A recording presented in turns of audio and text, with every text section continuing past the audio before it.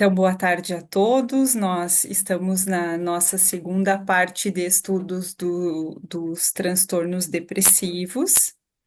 Eu sou a Mariana e neste grupo também estão Gisela e Suzana. E como Gisela bem apontou na nossa última apresentação, né, nós somos três fisioterapeutas trazendo um pouquinho do nosso estudo, do nosso conhecimento, né, contribuindo à nossa maneira e tentando suscitar algumas discussões dentro deste tema. Então, só para traçarmos uma linha do que nós vamos ver hoje, então vamos fazer um breve recorte do nosso último encontro, né? Vamos entrar um pouquinho na classificação dos transtornos depressivos, no diagnóstico e nas escalas propriamente ditas, que são, então, o nosso grande objeto de estudo de hoje. Talvez essa nossa fala, esse nosso encontro fique um tanto quanto maçante e teórico, né? Mas eu vou tentar não me ater tanto nisso, para que então, justamente ao final, tenhamos um tempo para discutir. Então, na última aula, nós vimos, né, que o transtorno depressivo, ele é um distúrbio psiquiátrico prevalente em todo o mundo, né? E as estatísticas dizem que ele está projetado para se tornar uma grande doença em termos globais até 2030.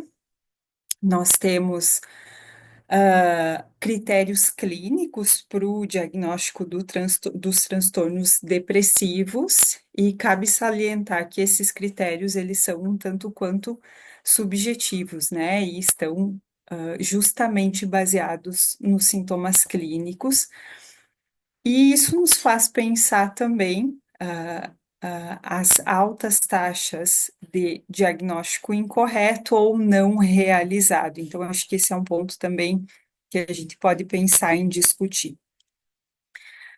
Como eu falei, né, são cerca de 300 milhões de pessoas em todo o mundo afetadas, né, com uma estimativa de uma carga global muito grande, e os números realmente impactam quando a gente pensa que 15% da população mundial, durante a vida, vai desenvolver um transtorno depressivo, né? 11 milhões de casos atuais estimados, e este número diz respeito a cerca de 6% da população, e as mulheres, elas são, elas têm duas vezes mais chances de desenvolver.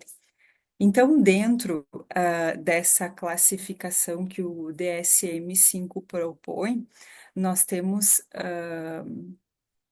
dentro do transtorno depressivo proposto pelo DSM-5, nós temos algumas classificações, né? E vamos dar uma rápida passada por essas classificações, que são talvez importantes de vermos, né, para depois entrarmos então nas escalas. O transtorno depressivo maior, né, cujo sintoma humor deprimido é o mais reconhecido da depressão, e é caracterizado justamente pela tristeza persistente, né? A anedonia, que é essa falta de interesse ou de prazer em alguma atividade que anteriormente causava este prazer ou proporcionava este prazer, afeta diretamente a motivação e está ligado a disfunções no circuito de recompensa cerebral, alterações no apetite, que aí nós podemos ter aumento ou diminuição de peso, a insônia ou a hipersonia, lembrando que a insônia é o episódio, é o distúrbio do sono prevalente à noite, e essa hipersonia, em função da insônia, a gente tem todo aquele ciclo que nós já vimos lá, nos transtornos do sono, a fadiga ou a perda de energia, né? Frequentemente as pessoas referem àquela exaustão, tanto física, mas especialmente mental, né? O sentimento de culpa ou de inutilidade, que são manifestações cognitivas e também ligadas à distorção de pensamento bastante intensa, a dificuldade de concentração, que acaba prejudicando o desempenho nas atividades do dia a dia e que pode persistir ainda como sendo um sintoma residual. Os pensamentos de morte ou de suicídio, então, que representam, segundo a literatura, o sintoma mais grave que exige e merece uma atenção clínica imediata, né? O transtorno depressivo persistente, a distimia, né? Em adultos, o critério central que define a natureza crônica da distimia é este humor deprimido por pelo menos 2 anos e em crianças e adolescentes 1 ano. Interessante falar que agora na nossa busca para acharmos protocolos de neuromodulação para intervenção, a gente encontra um considerável número de trabalhos com a população criança e adolescente, né? E isso, não vou dizer que chama a atenção, mas confirma aquilo que as estatísticas já dizem, né? De que essa população ela vai ser alvo desses transtornos, né? Então, sim, a gente precisa pensar. Muito embora a distimia tenha uma menor intensidade, é muito significativo, tão significativo quanto o transtorno depressivo maior. E aqui a gente também pode ter alterações de apetite, alterações relacionadas ao sono, com insônia ou hipersonia, essa baixa energia na forma de fadiga constante, essa baixa autoestima, e isso frequentemente enraizado desde a adolescência, né? E muitas vezes reforçada por aquela percepção de fracasso contínuo, então, essa percepção, especialmente de fracasso contínuo, acaba se refletindo na vida adulta, nos relacionamentos, nas escolhas de vida, né? E acaba sendo um fator perpetuador do caso em si. As dificuldades de concentração, né? Bastante prejudicial também, especialmente quando são prolongadas e repetitivas, né? Então, esse comprometimento da cognitivo está associado a uma distração ou uma falta de interesse, né? Pensando na população criança e adolescente. E esse sentimento de desesperança, né, que muitas vezes vem acompanhado com a ideação suicida. O transtorno disfórico pré-menstrual, então, com sintomas emocionais e físicos cíclicos, ou seja, ligado ao ciclo menstrual, né? Ah, então, existe uma remissão desses sintomas após a menstruação, e a grande característica é a labilidade emocional, em função dessas mudanças rápidas, repentinas, intensas de humor que existe, a irritabilidade ou a raiva, e talvez esse seja o sintoma central e muitas vezes o mais debilitante, né? Justamente porque impacta, prejudicando as relações pessoais, profissionais, e muitas vezes é desvalorizado no sentido de que é visto como um exagero por conta da pessoa que está manifestando, né? Ansiedade, diminuição do interesse, fadiga, tudo isso também pode acontecer. Ou o transtorno disruptivo do humor, onde nós temos então a irritabilidade persistente, e essa irritabilidade ela se manifesta através de explosões de raiva muito frequente e desproporcionais.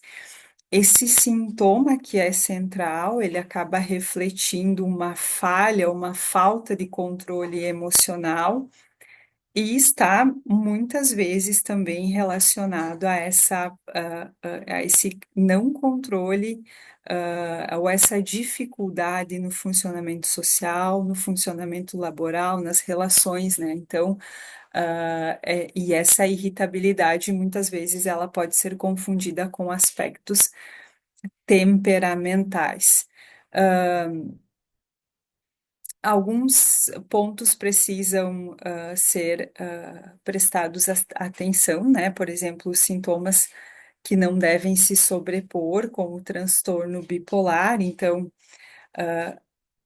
lá no diagnóstico, essa exclusão, ela é crucial, porque muitas vezes vai evitar ou prevenir a medicalização equivocada, né? Especialmente quando a gente fala em crianças, né? Então, bastante importante isso. O transtorno depressivo induzido por substância ou por medicação, né?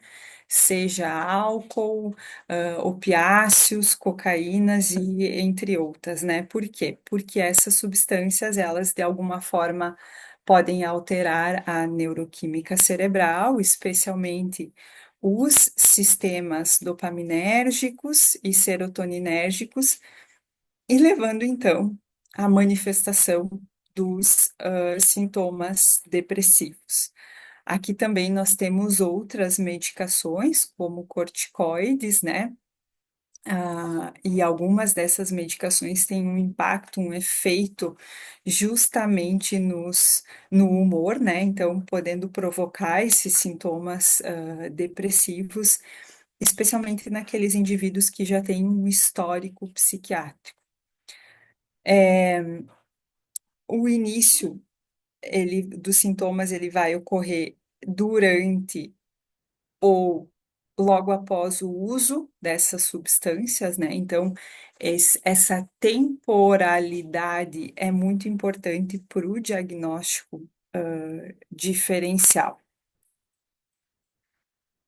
O transtorno depressivo em função de outra condição médica, né, na forma de humor deprimido ou anedonia, né, geralmente relacionada a alterações patológicas decorrentes, por exemplo, de um AVC ou da própria doença de Parkinson ou até do hipotireoidismo, né, que são condições que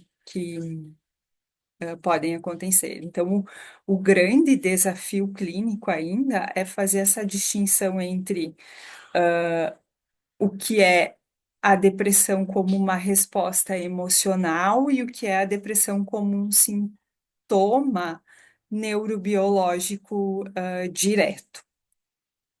E outros transtornos depressivos não especificados. Então, transtornos com sintomas depressivos significativos, mas que acabam não preenchendo os critérios do DSM-5. Então,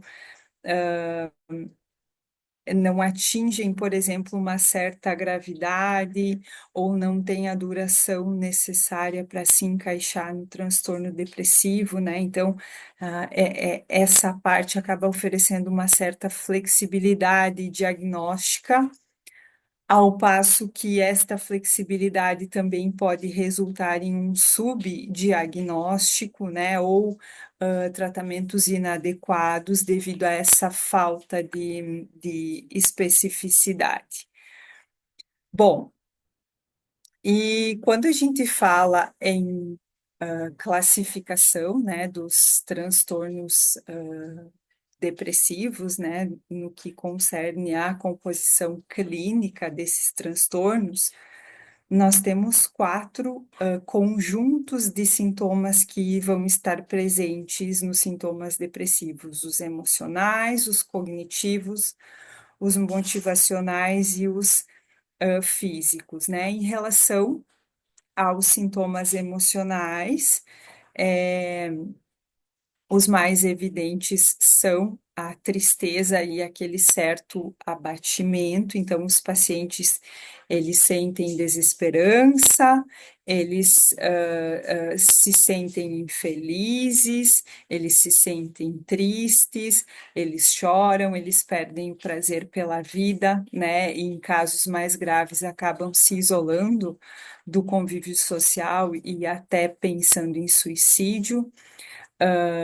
Observa-se que a pessoa depressiva vai gradualmente também perdendo seu interesse por passatempos, por programas recreativos, atividades recreativas, né?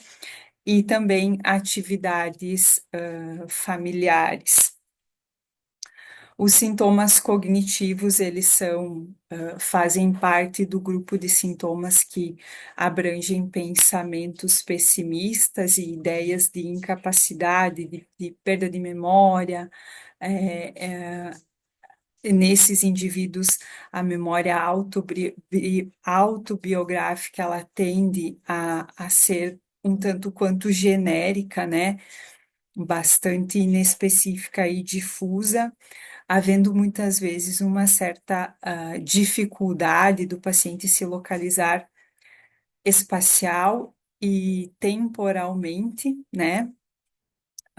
E existem evidências, né, que esses aspectos eles acabam retornando aos seus níveis basais, digamos assim, então logo o paciente esteja medicado, né?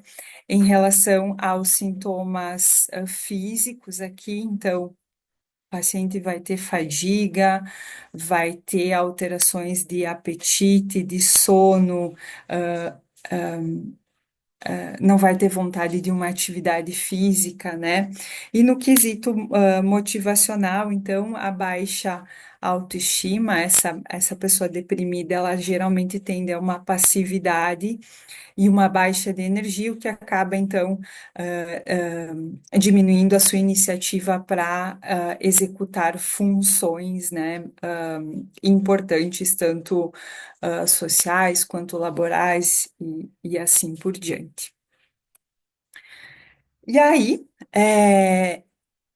esses aspectos que eu trouxe acerca da classificação, eles estão relacionados, então, ao DSM-5, né? Mas nós temos instrumentos padronizados de rastreio e avaliação, e aqui eu friso ainda, e que eu não coloquei aqui na apresentação, de acompanhamento da gravidade desses sintomas, né? Que é super importante para nós. Então, o que nós temos de potenciais indicadores séricos, né, que nos fazem pensar em marcação para auxiliar no diagnóstico, né? Nós temos recentemente dois biomarcadores, né, que são a NOX1 e a proteína Raftilin. Muito embora não sejam utilizadas na prática clínica, mas muito mais em pesquisas, né? Esses dois marcadores, nos ensaios clínicos em que foram as peças avaliadas, né? Eles mostraram uma eficácia bastante importante no diagnóstico do transtorno depressivo. especialmente esses dois marcadores, eles têm uma relação entre inflamação também, né? Inflamação, o envolvimento neuroinflamatório e o envolvimento de estresse oxidativo, que daqui um pouco eu vou falar sobre isso. Temos também como potencial marcador, né, a TAFA-5, que é que em pacientes com um transtorno depressivo está aumentada, né? Então, este aumento da TAFA-5, ele está associado a uma astrogliose reativa, né? E isso nos dá a ideia de que ali existe uma neuroinflamação e também uma neurodegeneração. Então, os três principais marcadores que nós temos, utilizados de novo em pesquisa, né? E além desses marcadores séricos, né, nós temos dados que podem ser obtidos por neuroimagem e que talvez representem ferramentas mais objetivas ou que auxiliem nessa objetividade, né, no que diz respeito a melhorar a acurácia do diagnóstico, especialmente dos transtornos depressivos, de uma forma geral, né? Então, nos últimos anos, muito tem se buscado identificar essas anormalidades estruturais que existem, né? E no que diz respeito à ressonância magnética funcional, estudos bastante recentes mostram que essas anormalidades funcionais cerebrais em pacientes, e aí especificamente com transtorno depressivo maior, elas não estão limitadas a regiões específicas, né? Mas elas envolvem uma certa alteração de conectividade dentro da rede frontoparietal, da rede de modo padrão e de regiões corticais mais localizadas na linha média, né? Então, é isso que a gente sabe, né, de uma maneira um pouco mais ampla, né? E sempre pensar que tanto o uso das escalas, que é o que a gente vai ver em seguida, ele precisa ser pensado como uma avaliação ou como um artifício para avaliação multimodal, né? Por quê? Porque o transtorno depressivo, ele está associado tanto a alterações estruturais, mas também funcionais. Então, essas abordagens multimodais é que vão, muitas vezes, ajudar na acurácia deste diagnóstico, né? Muitas indagações a gente tem acerca disso, né? Acerca de como deixar essa avaliação e esse diagnóstico mais específico, então, e talvez até caberia uma discussão mais pontual sobre, por exemplo, exames de imagem e redes que estão alteradas no transtorno depressivo. E a partir disso, né, então, sabendo dos principais marcadores séricos, sabendo do exame de imagem que pode nos ajudar, né, e muitas vezes auxiliar não só na localização, mas na quantificação dessas alterações, né, a gente entra, nas escalas de avaliação. Tem um trabalho que mostra um ranqueamento das principais escalas utilizadas para a avaliação da depressão, para acompanhamento desses sintomas, né? A escala mais utilizada, a escala que a maioria dos autores trazem como padrão ouro, é a escala de Hamilton, né? E isso, essa perspectiva, ela vem se desenhando nos últimos 40 a 50 anos, né? Então, a escala de Hamilton, ela tem sido utilizada em diferentes faixas etárias, diferentes gêneros e também na associação da mensuração da depressão com outras patologias. A, a escala de avaliação de depressão de Hamilton, ela tem a clássica, ela tem 17 itens, mas nós temos versões com 21 e 24 itens. É uma escala multidimensional, então, que permite avaliar a gravidade do episódio depressivo.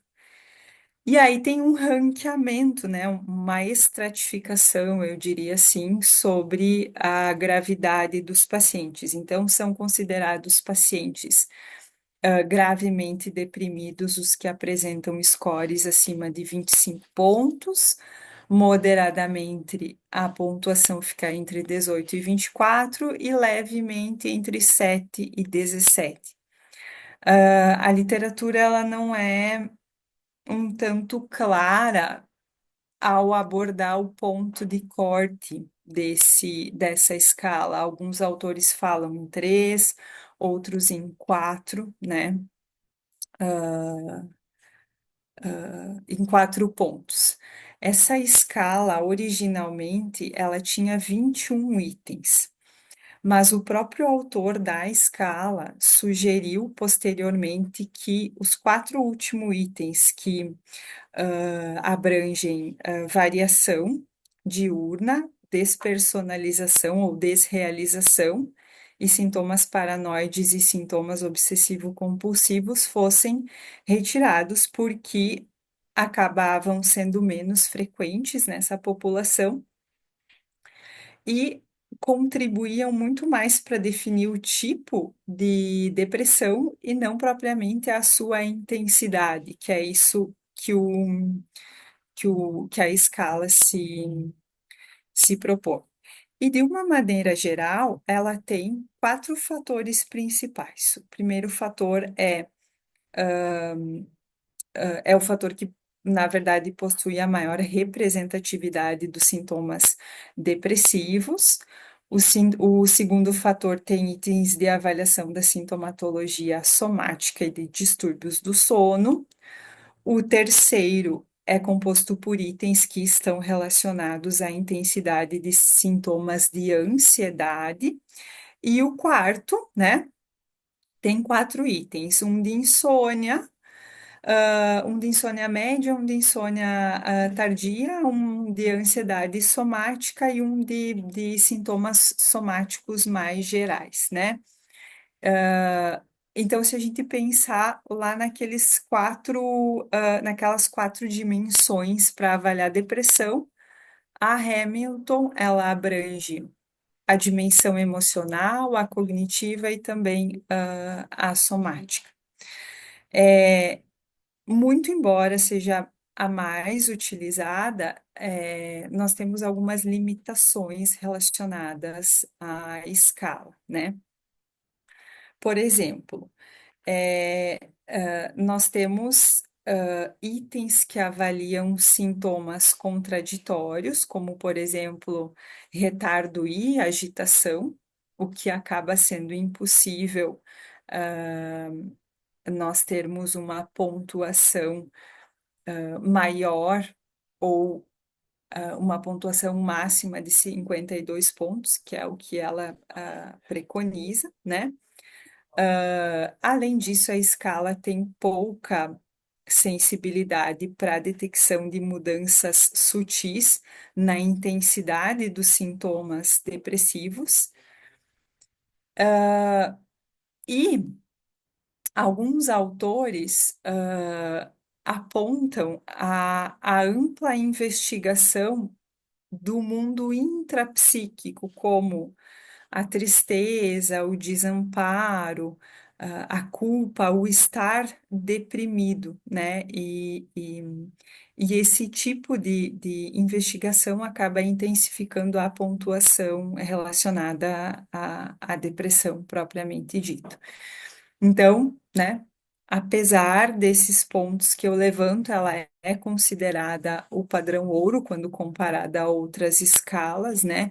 Ela é amplamente utilizada na pesquisa, especialmente na condução de ensaios clínicos para testar, por exemplo, a eficácia de um fármaco, né? Ou até mesmo outros pontos, né? E a segunda escala. Ah, a segunda escala, sei porque botei isso para falar da confiabilidade, que eu já falei um pouquinho, né? Que, que ela é confiável, né? Mas que alguns itens precisam ser considerados. Esses autores, eles falam muito. Eles defendem muito a ideia de adotar ou de pensar em alguns novos, algumas novas escalas que sejam padrão ouro para que se incorpore métodos psicométricos e que abordem essa definição mais contemporânea da depressão. Então, são pontos também que a gente pode discutir. Neste ranqueamento que nós temos de escalas mais utilizadas, a segunda escala, segundo esse ranqueamento, é a escala hospitalar de ansiedade e depressão. E essa escala ela é utilizada para a detecção de síndromes depressivas e ansiosas. Então, nós temos uma escala formada por 14 itens e duas subescalas que vão, então, mensurar esses sintomas depressivos e sintomas ansiosos. Então, 7 itens para mensuração de sintomas depressivos, 7 itens para mensuração de sintomas ansiosos. E aqui, eu não vou me deter nessa escala porque na nossa busca, né, nós não temos visto seu uso clínico, né, talvez no contexto hospitalar, e talvez algum colega que trabalhe com isso consiga nos elucidar essa questão, né, mas ela está ranqueada e realmente ela é utilizada. E a terceira escala, né, o terceiro instrumento mais utilizado é o inventário de depressão de Beck, onde nós temos 21 itens, cada um com 4 alternativas com graus crescentes de gravidade, e que também permite a avaliação da intensidade da depressão segundo graus. Leve, moderado e grave. Então, é uma escala amplamente utilizada para o monitoramento da evolução clínica desses pacientes, especialmente que estão em tratamento de depressão, tanto em intervenções farmacológicas, quanto psicoterápicas, quanto por exemplo, neuromodulação. Permite que o clínico avalie mudanças subjetivas nos sintomas ao longo do tempo, né? Mas a grande dificuldade é que pacientes com prejuízo cognitivo ou com uma baixa escolaridade talvez apresentem uma certa dificuldade no preenchimento dela, né? Um ponto importante, o inventário ele não é tão específico ou tão sensível aos sintomas físicos, né, como alteração do sono, do apetite, da libido, principalmente quando se compara com a Hamilton, né? Então, o nosso parâmetro de comparação acaba sendo a Hamilton. E para a gente fechar, né? Eu trago um quadro comparativo das 3 escalas, né?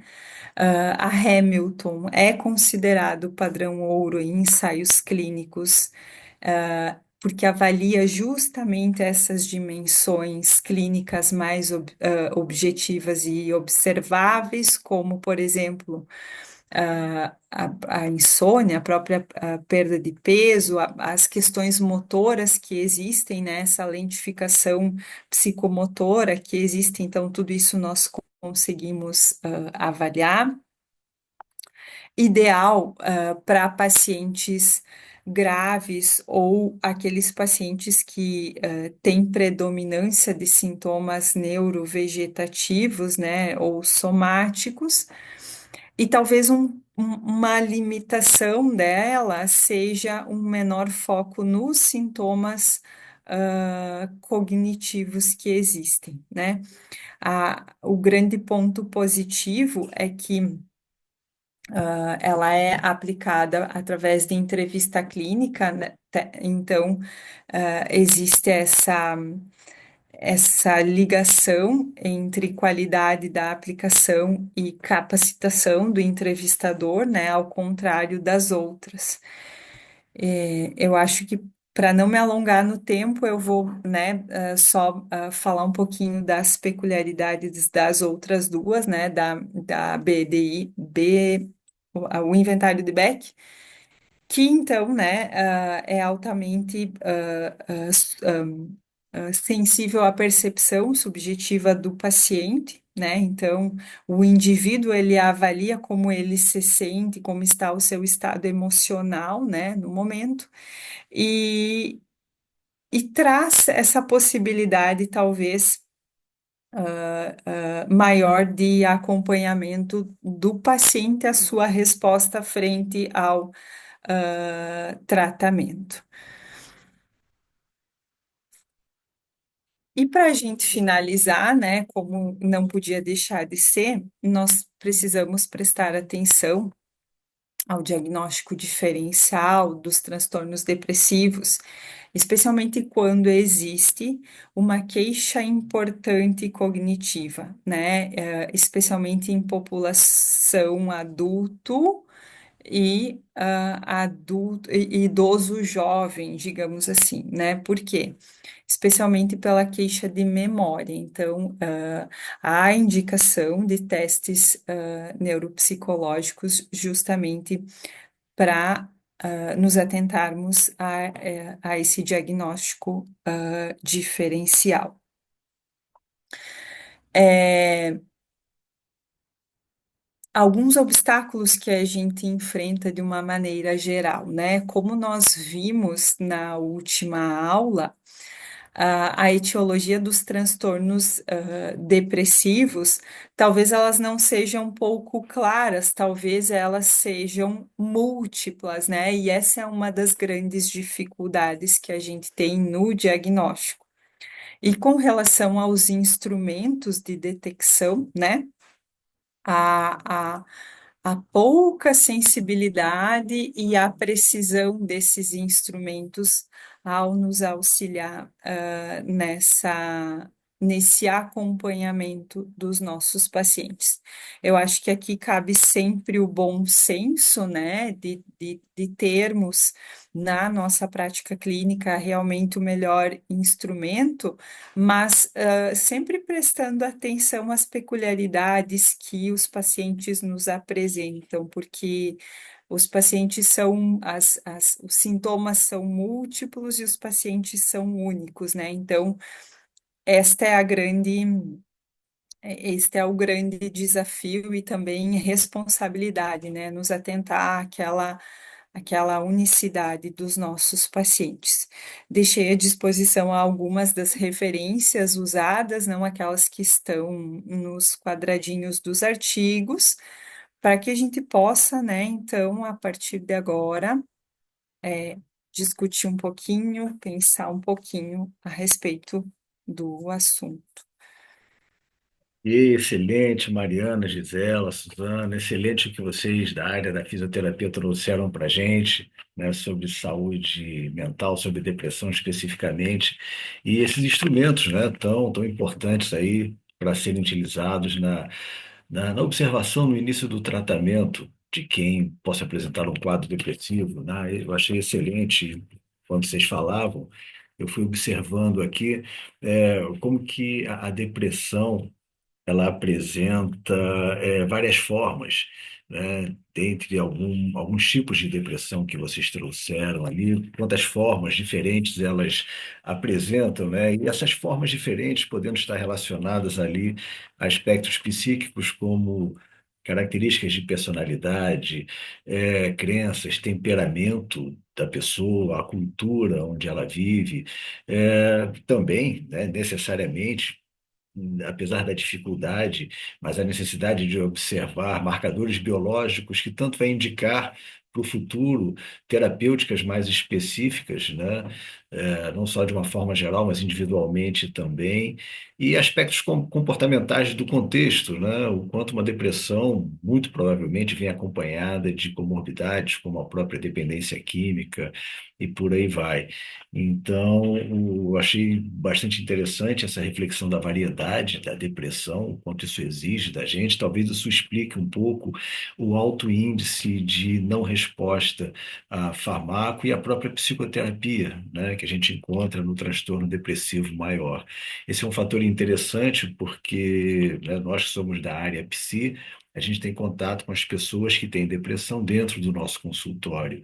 Inicia-se o tratamento, a gente observa uma evolução ou não. Quando não se observa uma evolução, é comum que o paciente, às vezes, interrompa o tratamento ou parta para outro profissional e a gente perde ali o acompanhamento para não conseguir compreender aqueles casos que não respondem e aí talvez não conseguir identificar uma limitação da atuação da psicologia, né? Então, me fez pensar esses aspectos aqui. São os meus comentários, para o pessoal aí dar comentário também.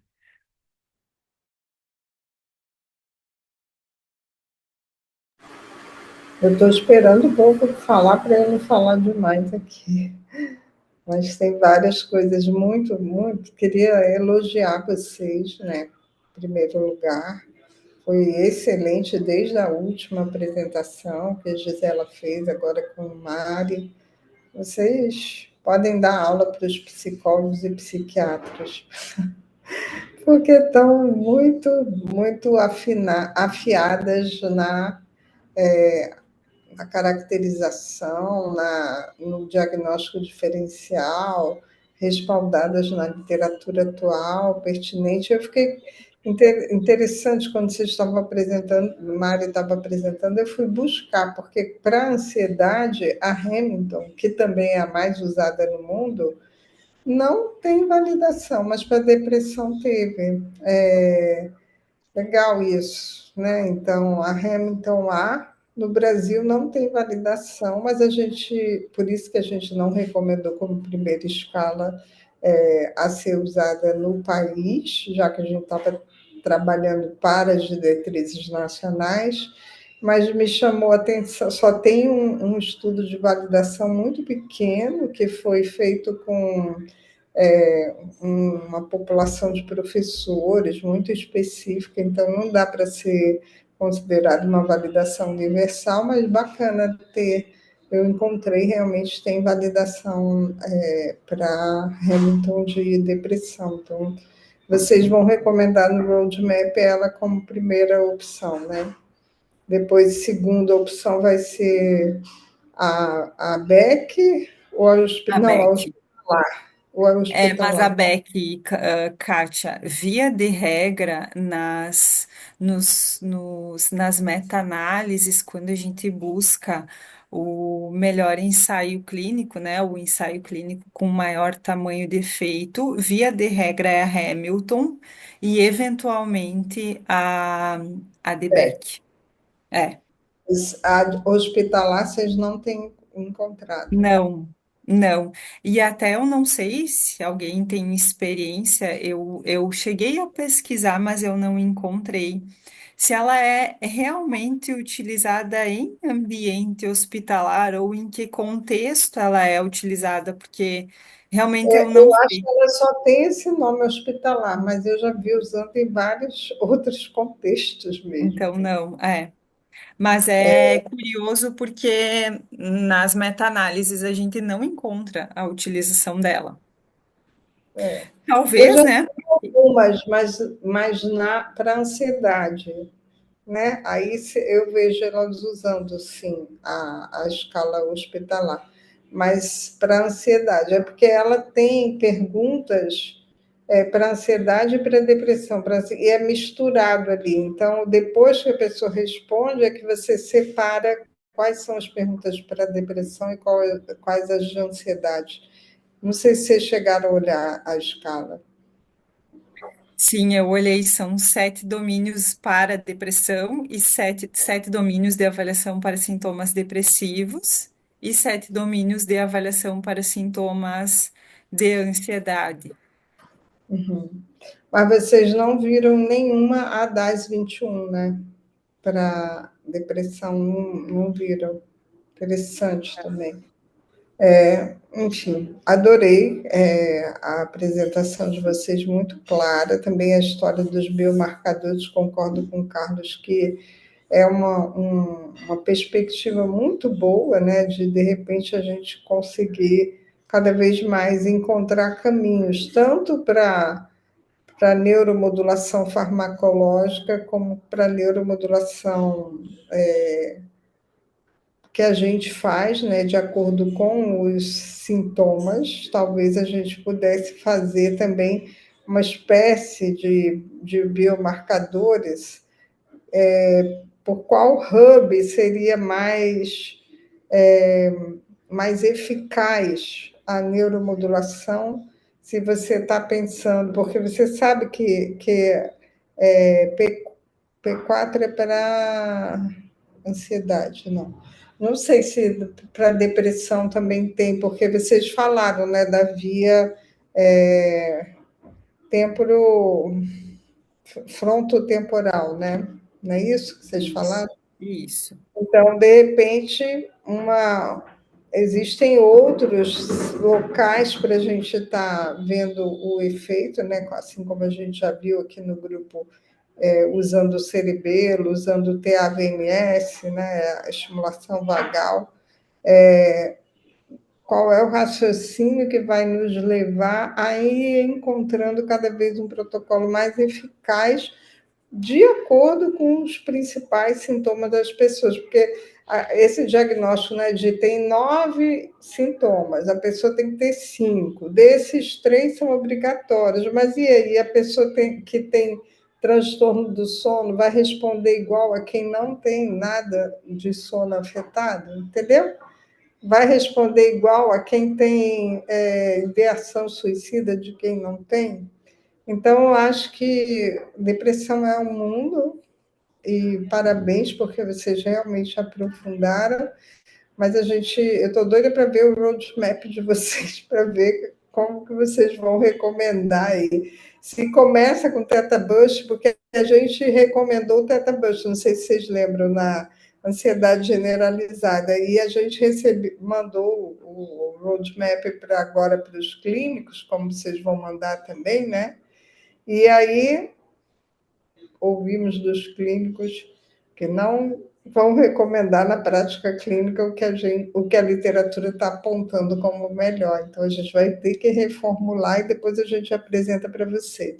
Então, acho que é importante vocês fazerem essa parte, mas considerar que depois a gente vai ter que ouvir quem tem mais experiência e que usa na prática para fazer os ajustes necessários, porque a gente está pensando em diretrizes, né? Diretrizes é uma recomendação que todo mundo vai tentar seguir, ou a maioria vai tentar seguir. Então, a gente tem que ser bem criterioso, mas não pode se basear só nas evidências. A gente precisa da prática clínica dos especialistas e também precisamos ouvir depois na perspectiva do paciente. Qual é o melhor tolerável para o paciente? Porque quando você usa um Theta Burst, pouco tempo de estimulação, é tão bom para o paciente, né? E tem gente usando esses acelerados, 10 sessões num dia. Peguei hoje um protocolo, que 10 sessões num dia, 180 mil pulsos. Aí você fica no cérebro, aí você fica pensando assim: será? né? O que vai fazer mais efeito? Será que a gente experimenta isso com o paciente, ainda que o ensaio clínico, a meta-análise aponte para um tamanho de efeito enorme? Então, é muito rico isso que vocês estão fazendo, parabéns. Parabéns, Mari. Nossa, sua apresentação foi muito clara, foi excelente, deu para acompanhar todo o seu raciocínio. Inclusive, o roadmap nós vamos apresentar a semana que vem. E é claro que nós queremos sugestões, às vezes já logo na apresentação, às vezes até antes de enviar para esses especialistas, para ver se a gente pode corrigir alguma coisa. Mas é isso aí, estamos indo. No trabalho, está ficando bonito o nosso trabalho. Vamos E é escrever um isso. artigo com isso, gente? Vamos, Vamos depois de sim. todo esse trabalho, Gente, nosso. depois de Meu todo esse Deus. trabalho, vai fazer isso? Pelo amor de Deus, Depois de escreva. tantas noites sem dormir, né, Mari? É, Eu Tantas nosso. não terapias, acredito. tantas sessões de psicólogo, acalmar o coração. Mas é É. isso. Obrigada, pessoal. Eu queria só falar uma coisa, eu queria comentar uma dificuldade minha quando eu comecei a mexer com essa história de escala, porque tem essa coisa do treinamento de quem aplica, né? Como é que é isso? Porque a gente que é físico, então, diz, mas você não pode, você não tem treinamento para aplicar a escala. E eu comecei atrás das autorrelatadas por causa disso, né? Eu que nunca tive um perfil acadêmico, nunca foi, era uma coisa clínica, para mim é só um parâmetro ali bem objetivo de comparar o paciente com ele mesmo ali um antes e depois, né? Eu usava de um jeito assim bem pontual, né? Como é que é essa coisa do treinamento? Uma Hamilton, por exemplo, como é que é? E se exige, ainda se fala dessa coisa do treinamento, do aplicador, da escala? Acho que eu posso contribuir um pouco sobre a habilidade de aplicação, e eu vou falar sobre a escala Beck, que é onde eu tenho mais, onde eu tenho mais experiência, né? Então, o treinamento para o aplicador, né, vai também na direção de que um teste bem aplicado ele tende a dar resultados mais fidedignos. Então, aspectos como, por exemplo, que escala eu vou usar? A Hamilton toma muito tempo, eu tenho tempo suficiente para fazer isso, eu preciso de um tempo também, porque eu tenho uma sessão só de 50 minutos. Essa é a primeira observação. A outra observação, o perfil do paciente, ele tem uma capacidade emocional, motivacional e até intelectual de acompanhar ali essa escala, né? Então, essa primeira avaliação, um convite ao paciente para que ele, né, se sinta motivado a preencher essa escala, dizendo o porquê, né? Por exemplo, aqui a gente tem um instrumento que pode nos dar boas dicas de como você está, isso pode ajudar no nosso processo terapêutico, esse processo inicial. A aplicação, recomenda-se a aplicação com a observação do aplicador, num olhar na atuação do paciente respondendo e o próprio e as características ali fisionômicas, emocionais do paciente para uma observação muito cuidadosa. Primeiro, para ver se ele está respondendo com atenção, de uma forma atenta ali, não de qualquer maneira.